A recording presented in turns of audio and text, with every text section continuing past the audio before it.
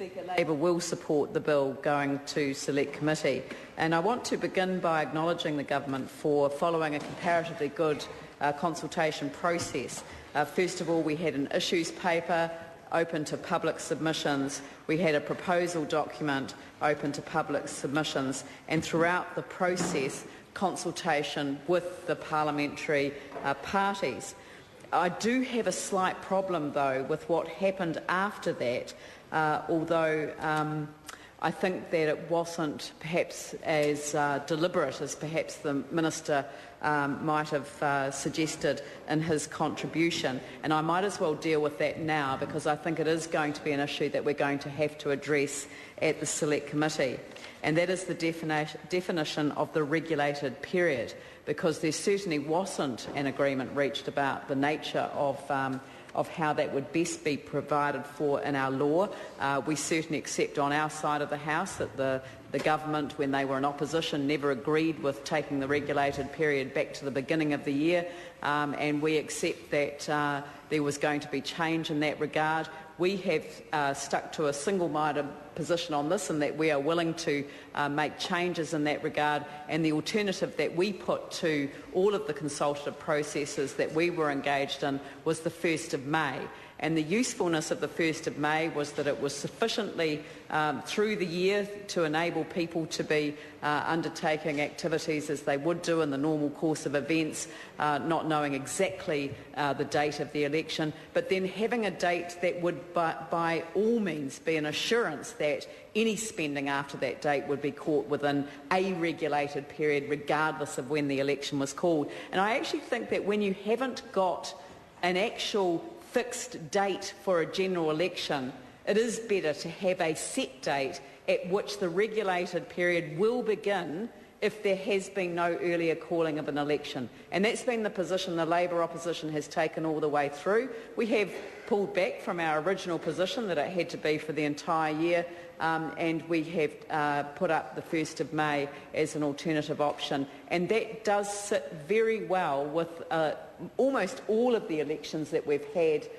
certainly in the time that I've been in Parliament, would have been picked up, apart from the one, I think, that was called in July 2002, which may have been called somewhat earlier than the later than the 1st of May, yeah, but not within the 3-month period, not giving a 3-month period of regulated activities. So I just want to read out from the regulatory impact statement, which I do find regulatory impact statements very useful and interesting documents.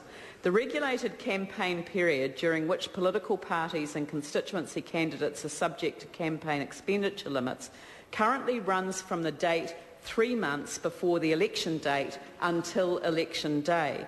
The purpose of this period is to define the official campaign period during which the expenditure controls imposed under the Electoral Act 1993 are imposed. Because New Zealand does not have a fixed election date, and I agree with this point, the 3-month regulated campaign period can operate retrospectively. That is, where the Prime Minister announces that an election will take place in less than 3 months' time, the regulated period effectively starts before the announcement took place. This creates compliance problems for constituency candidates, political parties and the general public, who effectively can be required to comply with rules that were not in force at the time their actions took place. The problem with this definition of the problem is that it actually sets up the solution that was not resolved for consideration in this bill by the process that I described before. And that's the single issue that I have with how this has been handled. It was referred to the Parliamentary Services Commission as part of resolving the issues about the conflict that can arise between an electoral expense and a legitimate parliamentary expense as applied by a member of Parliament. And that was right and proper that issue was referred to the Parliamentary Services Commission, where the parties are fully engaged in that process, and it really was, I think, a very good process. The trouble was that this issue got tied up with the broader issue, and I think that the Parliamentary Services Commission unwittingly ended up being part of the contribution to this bill when they actually thought they were no longer part of it. And it really does sort of unwittingly lead them into the position where they've ignored the consultative process that was going on. So when you actually, and I thought that what might be a good idea to explain exactly what's happened, because I'm being very sincere in the concern that I'm raising here, because I think the Select Committee can address this problem and resolve it. And that is that the statement that the Minister put out last week describing the bill that we are now addressing tonight talked about several developments having occurred since the February announcement. And the first statement that he made in that regard said this: "The proposal to clarify the relationship between the Electoral Act 1993 and parliamentary service legislation will now be addressed in a standalone bill to amend the Parliamentary Service Act 2000. And I think everyone that was engaged in that process within the Parliamentary Services Commission thought that that's where things now lay. Little did they know that, in fact, their engagement in this process went on from there. And I want to quote the next couple of paragraphs from that press release. "The proposal for a 3-month regulated period for election advertising has also been amended. Following consultation by the Speaker with all parliamentary parties," and that is the reference to the Parliamentary Services Commission. I checked with the Minister's office today because I wasn't quite sure what it meant. "It was agreed that the regulated period could also be triggered where an election is called less than 3 months from polling day to avoid retrospective application to prior spending."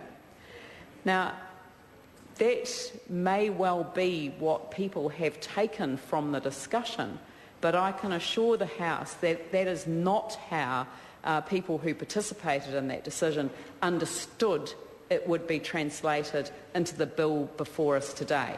So I don't think that there's any subterfuge or any attempt to pull the wool over anyone's eyes. I honestly think that it's a genuine misunderstanding, and certainly a misunderstanding of the policy position that our party has had throughout this process. And I believe that during the Select Committee process we can actually resolve the problem. So if we actually, I want to work through the nature of the problem so everyone fully understands it. I've no time to talk about parallel campaigners, but I'm sure others of my colleagues will pick up that really serious matter. But I think it's worth having this on record because it is something we're going to have to address. The regulated period under the bill talks about a default day, meaning the day that is 3 months before the last possible polling day for the general election. And so therefore you read that 3 months before the last possible day for the general election for the words default day. If before the close of the default day the Prime Minister gives public notice of the day that is to be polling day for the election, the regulated period commences on the later of the following days, the day after the date on which the Prime Minister gives that public notice, the day that is 3 months before polling day, and ends with the close of the day before polling day. And so the later date is always going to be 3 months before polling day unless there is not 3 months' notice being given of the general election. And given that the government decides the date of the general election, it actually gives the government an unfair advantage in that they can be spending for an entire month, if not longer, if they gave only 6 weeks' notice of the general election, they can be spending throughout that period in the knowledge that none of that spending will be counted as part of the regulated period. So that is the issue that the opposition has with that provision. I know that in our submissions, our party submissions to the Select Committee, this will be drawn on. We have made it absolutely clear that we should avoid retrospectivity, but we should also minimise the risk of unregulated election spending occurring less than 3 months before an election. That's the position we've always had.